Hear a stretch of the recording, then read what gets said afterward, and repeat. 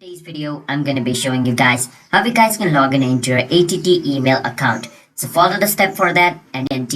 And it's basically an American SIM card company. So it basically provides like mobile network service and other stuff. Alright. So let me show you guys how you guys can log into ATT's email service. First step, you want to search for att.net. After you search for att.net, it's going to take you to the official website. So sorry, I typed att.ney. It should be att.net.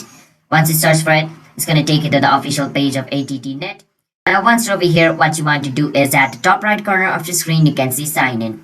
You can click on sign in and it's going to take you to the login page of ATT. Alright, now wait for some time. Now once you're in its login page, basically it's going to look just like this. So it's going to depend on how much time your page is going to load. It's going to depend on the internet speed. Alright, so my speed is medium, that's why it's taking a bit of time. So as you guys can see, the page is going to look like this.